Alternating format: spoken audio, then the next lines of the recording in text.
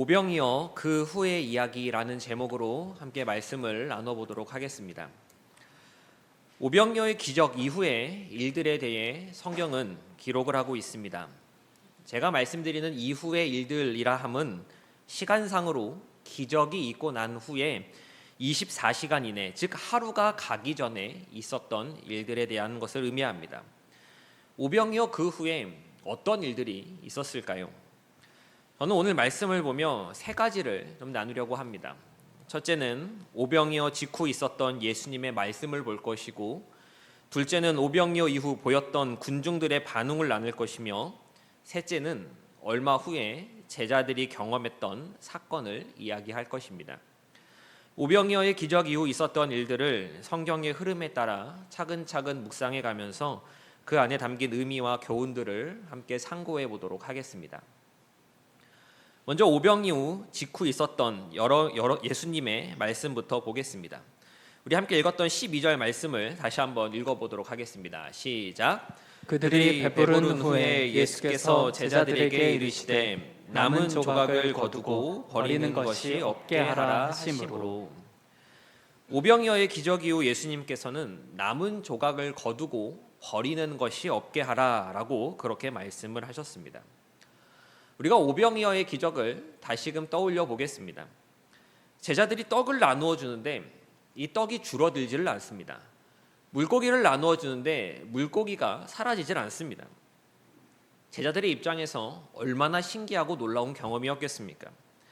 거기에 앞선 11절 말씀을 보면 예수님께서는 이 무리들이 원하는 만큼, 원하는 대로 그렇게 나누어 주셨습니다. 원하는 대로, 달라는 대로 다 그렇게 나누어 주신 것입니다. 그들이 원 없이 먹었음을 보여주는 가장 확실한 증거는 그들이 가져갔던 음식이 남았다라고 하는 것에 있습니다.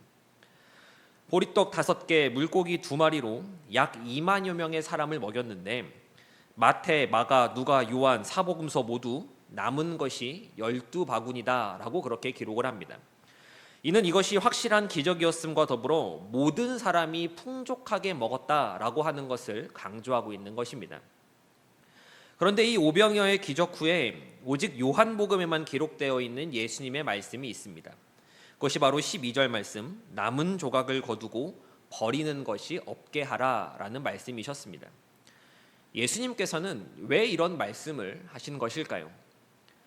남은 음식 소홀히 여기지 말아라, 함부로 음식 버리는 거 아니다 라는 그런 가르침을 주고자 이렇게 말씀하신 것일까요? 풍성하다고 또 넉넉하다고 해서 낭비하고 버리는 것은 옳은 행동이 아닌 것은 맞습니다. 그런데 사도 요한이 단순히 음식 남기지 말라라는 의미에서 예수님의 이 말씀을 기록한 것은 아니라고 생각을 합니다.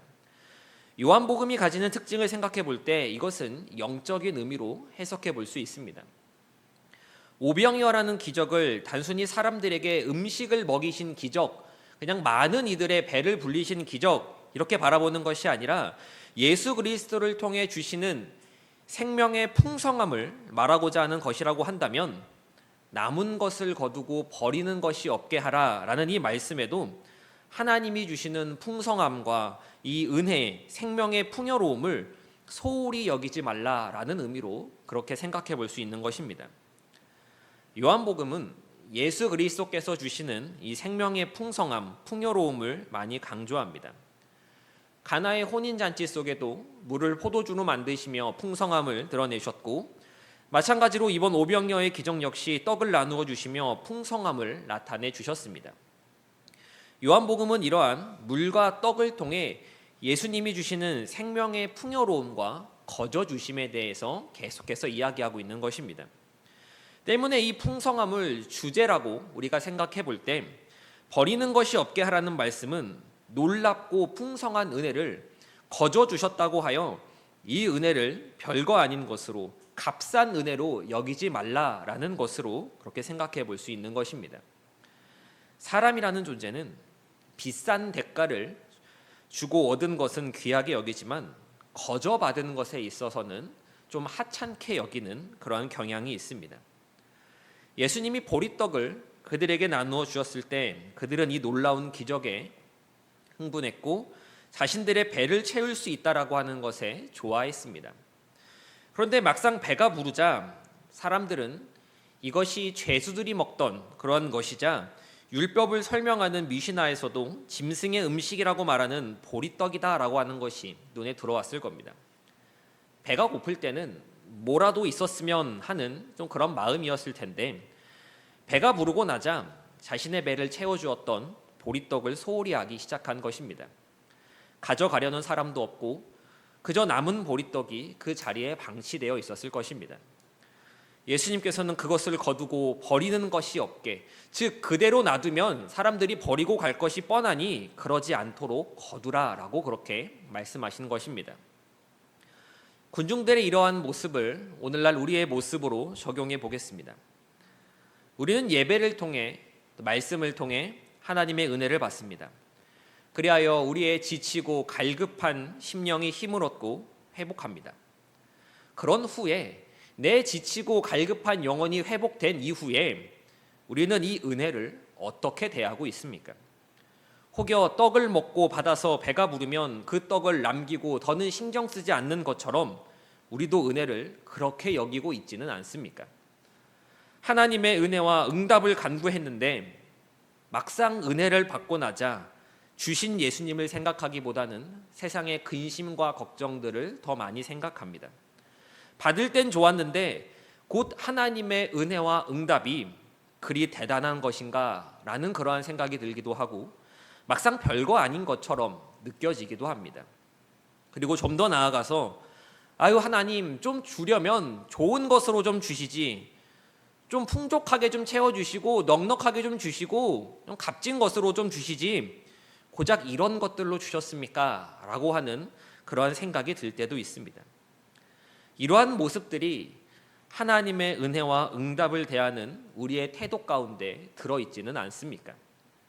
당연한 은혜는 없고 싸구려 은혜도 없습니다.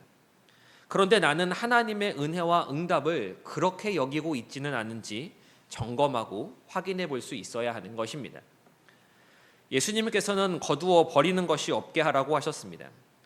은혜와 응답이라고 하는 측면에서 오병이어의 기적을 생각할 때 오늘날 이 말씀을 어떻게 적용할 수 있겠습니까? 받은 은혜를 버리지 않고 거두어 모인다고 하는 것을 어떻게 이해해 볼 수 있겠습니까? 저는 이것을 각자가 받은 은혜를 모아 다시 나누어야 하는 것이라고 생각을 합니다. 내가 은혜를 받고 응답을 받고 주시는 생명의 떡으로 내 배가 불렀으면 그것으로 끝내지 말고 다른 믿음의 동역자들과 함께 각자가 받은 은혜와 응답을 다시금 나누어 보는 것입니다. 다른 사람이 은혜 받은 것을 들으며 그런 말씀이 있었어? 그런 내용이 있었던가? 듣고 보니 생각이 나네 라고 하면서 그 은혜의 풍성함을 늘려가는 것, 지나쳐버리는 은혜, 버려지는 은혜가 없도록 하는 것, 저는 이것이 은혜를 거두어 버리는 것이 없게 하는 것이라고 생각을 합니다. 교회는 은혜를 나누는 곳입니다. 믿음의 동역자들 속에서 나의 걱정과 근심을 털어놓으며 그 안에서 위로를 받기도 하지만 궁극적으로 그러한 상황 속에서 나를 일으켜 세우시는 하나님의 은혜를 나누는 곳이 바로 교회의 모습이 되어야 할 줄 믿습니다. 우리 서울제일교회가 그러한 은혜를 나누는 교회가 되기를 소원합니다.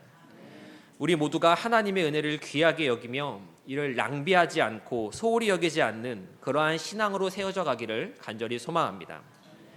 다음으로 사람들의 반응을 살펴보도록 하겠습니다. 사람들의 반응은 무엇이었습니까? 왕으로 삼고자 하는 것이었습니다. 우리 14절과 15절 말씀을 함께 읽어보도록 하겠습니다. 시작. 그 사람들이 예수께서 행하신 이 표적을 보고 말하되 이는 참으로 세상에 오실 그 선지자라 하더라. 그러므로 예수께서 그들이 와서 자기를 억지로 붙들어 임금으로 삼으려는 줄 아시고 다시 혼자 산으로 떠나 가시니라. 아멘. 예수님이 오병이어의 기적을 베푸셨을 때 사람들은 흥분했습니다. 단순히 떡이 계속 나와서 늘어났기 때문이 아니었습니다.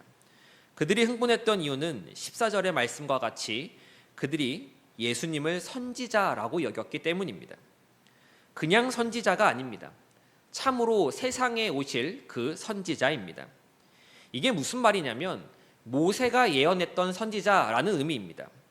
신명기 18장 15절 말씀을 보면 내 하나님 여호와께서 너희 가운데 내 형제 중에서 너를 위하여 나와 같은 선지자 하나를 일으키시리니 너희는 그의 말을 들을지니라 라고 그렇게 하고 있습니다. 사람들은 모세가 말하는 선지자를 메시아라고 생각했고 바로 그 선지자를 기다리고 있었습니다. 예수님께서 모세처럼 사람들을 먹이실 때 이스라엘 백성들은 모세가 말했던 이 선지자가 떠오른 것입니다. 이분이 바로 그분이시다 라는 생각이 들었기에 그들은 예수님을 왕으로 삼고자 하였습니다. 이러한 사람들의 반응에 예수님께서는 어떻게 하셨습니까? 그들을 두고 혼자 산으로 떠나가셨습니다. 그들이 왕으로 삼으려 할 때 예수님은 왜 떠나신 것입니까? 예수님은 이 땅에 왕으로 오신 분이지 않습니까? 그럼 왕으로 삼는 것이 당연한 것인데 왜 떠나가셨습니까? 우리도 예수님은 우리의 왕이라고 그렇게 찬양하며 고백하지 않습니까? 그런데 예수님께서는 그들이 왕으로 삼으려 할 때 왜 떠나가신 것일까요? 그것은 그들의 의도 때문이었습니다. 예수님께서 산으로 가신 다음 날 그들은 배를 타고 가버나움까지 예수님을 따라왔습니다. 떡을 먹은 사람 전부가 찾아온 것은 아니지만 거기까지 따라온 사람들은 좀 더 특별한 열심을 가지고 온 사람들이었을 겁니다. 그런데 예수님께서는 그들에게 26절의 말씀에서 볼 수 있는 것과 같이 너희가 나를 찾는 것은 떡을 먹고 배부른 까닭이라 라고 그렇게 말씀하셨습니다. 즉 의도의 문제인 것입니다. 그들은 예수님을 왕으로 삼고 싶어 했지만 그들이 원한 왕은 그들을 다스릴 왕이 아니라 자신들을 도와줄 왕이었습니다. 그들은 기적을 행하신 예수님, 그들에게 양식을 주어 배부르게 하신 예수님에게 열광했지만 예수님의 제자가 되어 예수님이 원하시는 대로 그러한 삶을 살고 싶지는 않았던 것입니다. 이들이 왕을 구한 것은 마치 과거 이스라엘 백성이 사무엘에게 왕을 요구했던 것과 같습니다. 이스라엘 백성들은 그들의 재산을 지켜주고 그들의 생명을 보호해 줄 수 있는 그러한 유능한 왕을 원했습니다. 하나님을 사랑하고 신뢰해서 하나님의 뜻에 순종하며 하나님의 백성을 그 백성들을 하나님의 백성으로 인도해 줄 그러한 왕보다는 전쟁에 능한 왕, 외교에 능한 왕, 외세로부터 자신들의 소유를 지켜줄 수 있는 용사로서의 왕을 더 원했습니다. 하지만 그들이 원하는 그런 왕은 결국 그 백성을 착취해서 자기의 배만 부르게 할 것이고 자식들도 그를 섬기게 만들 것이라고 사무엘 선지자는 경고하였습니다. 지금 예수님을 찾아온 이 군중들은 과거 이스라엘 백성들이 그렇게 왕을 구했던 것처럼 예수님이 그러한 왕이 좀 되어달라고 요청하고 있는 것입니다. 예수님을 인격적으로 믿고 신뢰해서 내 삶을 맡기어 제자로 살아가겠다라고 하는 것이 아니라 그 능력의 팬이 되어서 자기들이 원하는 방식으로 자신들을 좀 만족시켜달라고 그렇게 말하고 있는 것입니다. 예수님께서는 그들을 떠나신 후에도 예수님의 제자로서 주님 가신 그 길을 따라올 수 있는 사람을 원하시는데 그들은 예수님과 함께 있으면서 권세와 부귀를 누리고 싶어 예수님을 원했던 것입니다. 그들은 자기들의 원함이 채워지지 않으면 언제든지 예수님을 떠날 사람들이었습니다. 때문에 예수님께서는 그들의 왕이 되기를 원치 않으신 것이 아니라 그런 왕이 되기를 원치 않으셨던 것입니다. 비록 그들이 가난하고 억압받는 상태에 있었지만 그 백성이 단순히 가난과 억압에서 벗어나 군림하는 자리에 머물기 위해 예수님을 왕으로 삼고자 했을 때 예수님께서는 그들을 떠나가셨습니다. 이 말씀을 오늘날 우리 모습으로 가져와 보겠습니다. 우리는 어떠한 의도로 예수님을 왕으로 모시고 있습니까? 교회 안에서 하나님을 찬양하고 예수님을 경배할 때 우리는 주님을 왕이라고 그렇게 고백하고 그렇게 찬양을 합니다. 그렇게 고백하는 나는 정말로 예수님의 제자가 되고 싶어 하는 것입니까? 아니면 예수님의 팬이 되어서 그 예수님의 능력을 좀 내 삶 가운데 펼쳐지기를 원하는 것입니까? 수많은 팬이 예수님이 가시는 곳마다 따라다녔고 예수님께서 예루살렘으로 입성하실 때 호산나 다윗의 자손이여 라고 외치며 열광적으로 추정했던 그들이었지만 그들은 자신들의 원함이 채워지지 않자 예수님을 십자가에 못 박으라며 그렇게 소리쳤습니다. 그들은 팬이었을 뿐 예수님의 제자가 아니었던 것이었습니다. 나는 어떻습니까? 나는 예수님의 제자입니까? 아니면 팬입니까? 나는 무슨 의도로 무엇을 얻기 위해 무엇을 바라보며 신앙생활을 이어가고 있습니까? 내가 예수님께 속하는 것과 예수님을 나에게 속하려 하는 것은 전혀 다른 것입니다. 누가 먼저이고 무엇이 우선되어야 하는지를 우리 자신의 모습을 곰곰이 들여다보아야 하는 것입니다. 팬은 손해를 보거나 원하는 것이 채워지지 않으면 뒤도 돌아보지 않고 그대로 떠나갑니다. 하지만 제자는 남습니다. 비록 완전한 모습의 제자는 아니었을지라도 그들은 십자가의 자리를 지켰고 교회를 세웠으며 그 교회를 지켜나갔습니다. 그들이 그렇게 제자로 남을 수 있었던 것은 이 땅의 것이 아닌 하늘의 것을 바라볼 수 있었기 때문입니다. 제자의 시선과 팬의 시선은 다릅니다. 나의 시선은 제자의 시선에 머물러 있습니까? 아니면 팬의 시선에 머물러 있습니까? 나는 하나님 나라를 바라보고 있습니까? 아니면 나의 욕심을 바라보고 있습니까? 저와 서울제일교회 모든 성도님들이 그저 팬이 아니라 그리스도의 제자로 세워져 가기를 간절히 소원합니다. 하나님 나라를 바라보며 그 영광을 사모함으로 오늘의 고난을 이겨내고 제자답게 살아가는 삶의 모습이 되기를 간절히 소망합니다. 이제 마지막으로 제자들의 경험을 나눠보도록 하겠습니다. 제자들은 어떠한 경험을 하게 되었습니까? 그들은 파도 속에서 일렁이는 물결 속에서 물 위를 걸어오신 예수님을 만나는 경험을 하게 됩니다. 오병이어 기적에 이어져 물 위를 걸어오신 예수님을 만나는 상황까지 제자들의 시점에서 우리가 한번 생각을 해보겠습니다. 예수님께서 보리떡 5개와 물고기 2마리로 많은 이들을 먹이셨을 때 제자들은 예수님의 손과 발이 되어 열심히 사람들에게 그 먹을 것들을 전달했을 것입니다. 눈앞에서 떡과 물고기가 줄어들지 않는 것을 보며 제자들이 얼마나 놀라고 흥분했을지, 그 분위기가 어떠했을지 성도 여러분들께서는 상상이 되십니까?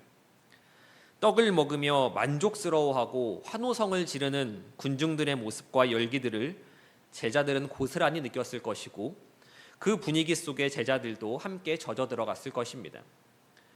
자기가 따라다니는 선생님, 자기가 모시는 선생님에 대해 입에 침이 마르도록 칭찬하는 소리들을 그들은 들었을 것이고 군중들이 예수님께 몰려가 자신들의 왕이 되어달라고 말할 때 그들의 마음은 벅찬 감동으로 요동쳤을 것입니다. 그런데 그럴 때 예수님께서 다가오셨고 빨리 떠날 것을 말씀하셨습니다. 요한복음에는 기록되어 있지 않지만 마태복음과 마가복음의 기록을 보면 즉시 제자들을 재촉하셨다라고 그렇게 성경은 표현합니다. 아마도 흥분의 현장을 그렇게 빠져나오기에는 아쉬움이 남아 머뭇거렸던 제자들이 있었던 것 같습니다. 제자들은 예수님의 이러한 재촉에 아쉬움을 남긴 채 급하게 배에 올랐습니다. 그렇게 급히 제자들을 보낸 예수님께서는 혼자 산으로 기도하러 가셨습니다. 배에 탄 제자들은 그 안에서도 오병이어에 대한 이 기적에 대한 이야기들을 정신없이 나눴을 겁니다. 그렇게 배가 육지를 떠나는데 갑자기 큰 바람과 강풍이 불어오기 시작합니다.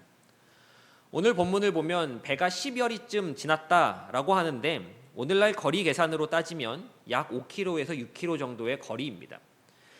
즉 다시 육지로 돌아가기에는 이미 멀리 떠나온 것입니다. 제자들은 이렇게 마주한 어려움을 헤쳐나가고자 부단히 애를 썼습니다.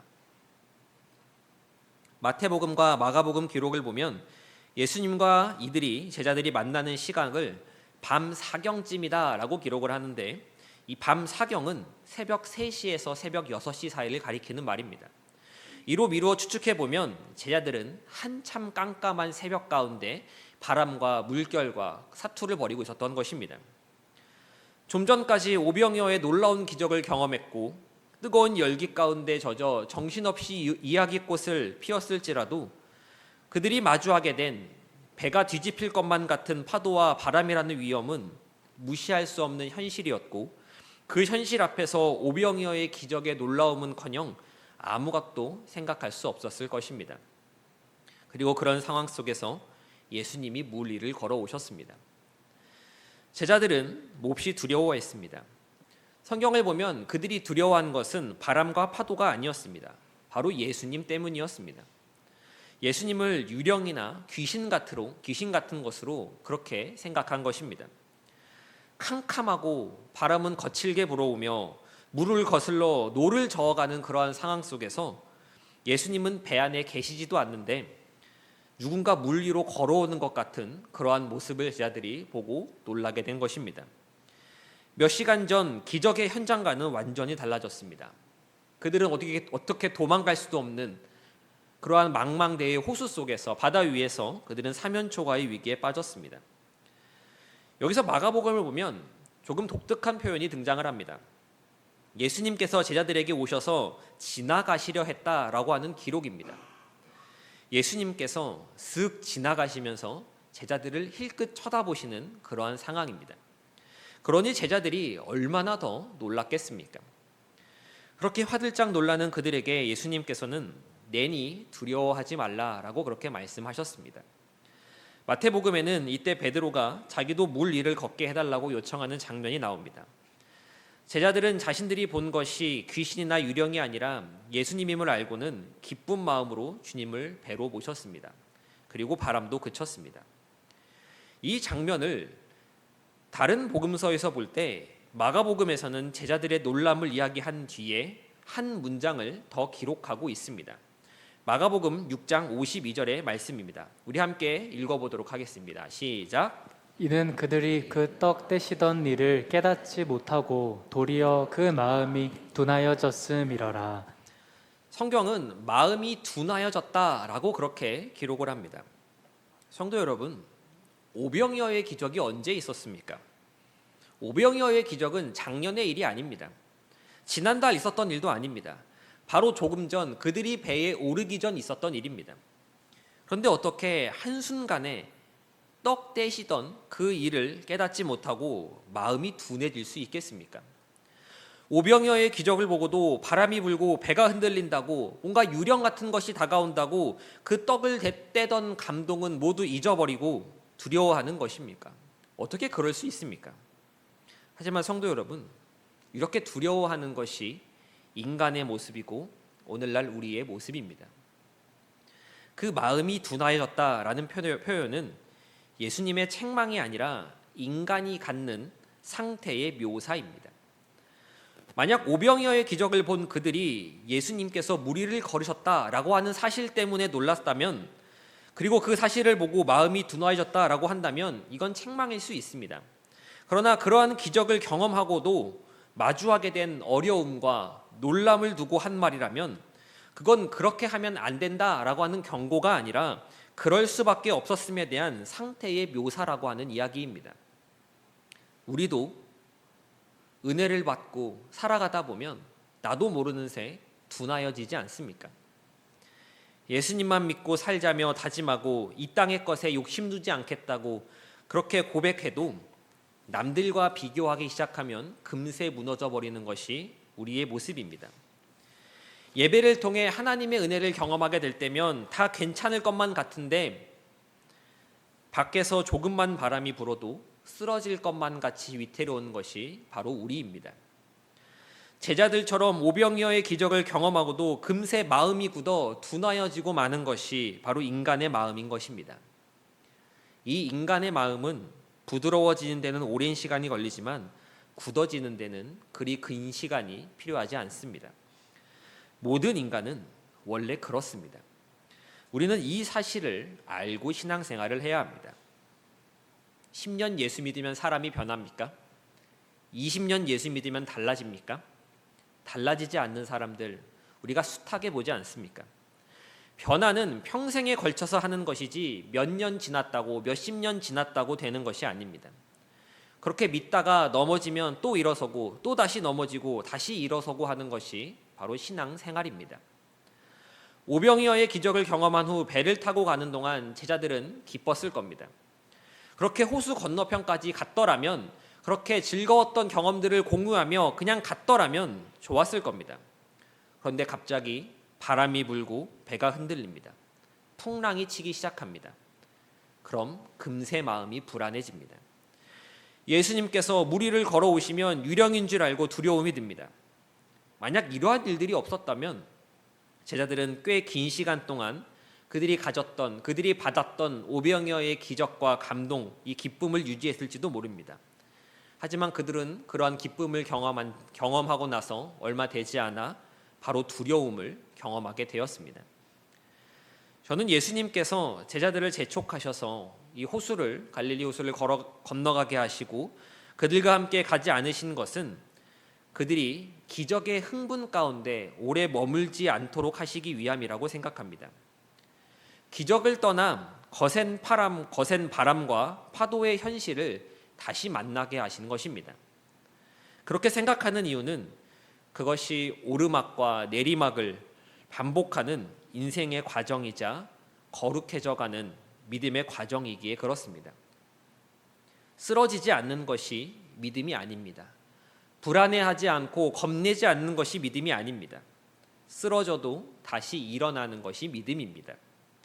넘어지지 않게 되는 것이 아니라 넘어져도 다시 일어나서 가야 할 길을 걸어가는 것입니다. 우리의 목표는 넘어지지 않는 것, 쓰러지지 않는 것이 아니라 넘어지고 쓰러지더라도 표대 대신 예수 그리스도를 향해 그분께로 가는 것이라고 하는 사실을 우리는 잊지 말아야 합니다. 우리는 평생을 하나님의 은혜에 의지해서 살아갑니다.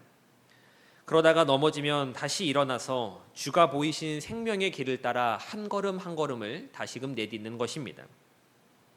그렇기에 우리는 하나님을 바라볼 수 있는 우리의 믿음을 의지할 것이 아니라 우리를 바라보시는 하나님의 은혜를 의지해야 합니다. 그 은혜를 붙들 때 우리는 넘어져도 털고 일어서서 다시금 하나님을 보며 그 길을 걸어갈 수 있게 되는 것입니다. 제자들은 극과 극을 경험했습니다. 이와 비슷한 것들이 우리의 삶 가운데도 믿음의 여정 속에서도 동일하게 일어나며 우리 역시 믿음의 오르막과 내리막을 계속 마주하며 살아가게 될 것입니다. 그리고 그 속에서 때로는 불안함과 두려움도 생겨나게 될 것입니다. 하지만 성도 여러분, 그래도 괜찮습니다. 오병이어의 기적 가운데 주님은 함께 계셨고 풍랑이는 바다 가운데 주님이 찾아와 주셨기 때문입니다. 우리의 믿음이 어떤 오르막을 만나고 또 어떤 내리막을 만나던 간에 주님께서는 우리의 손을 꼭 붙잡고 함께 하시는 분이시기에 그렇습니다. 우리를 독생자의 핏값으로 사셔서 천성으로 인도하시는 우리 하나님은 완전하신 하나님이시다라고 하는 것을 신뢰하며 어떠한 환경과 상황 속에서라도 하나님의 은혜를 붙들고 하나님을 바라보는 우리가 되기를 소원합니다. 말씀을 정리하겠습니다. 본문의 말씀을 통해 예수님의 말씀과 사람들의 반응 그리고 제자들이 겪었던 이 경험에 대해서 함께 나누어 보았습니다. 오병이어라고 하는 내가 살아있는 동안 내 삶 가운데는 다시는 일어나지 않을 것 같은 그러한 기적을 성경은 기록하고 있지만 이러한 성경의 말씀은 결코 우리의 삶과 동떨어진 것을 이야기하지 않습니다. 성경의 인물들 역시 우리와 성정이 같은 사람들이었고 우리와 비슷한 사람들이었습니다. 그리고 그런 사람들 속에서 하나님께서는 자신의 뜻을 계시하셨고 예수 그리스도께서는 기적을 나타내 보이셨습니다. 오늘을 살아가는 우리의 삶 속에서도 주님은 동일하게 말씀하시고 역사하시는 줄 믿습니다. 그 은혜 가운데 믿음과 순종으로 따라가는 저와 서울제일교회 모든 성도님들 되시기를 간절히 소망합니다.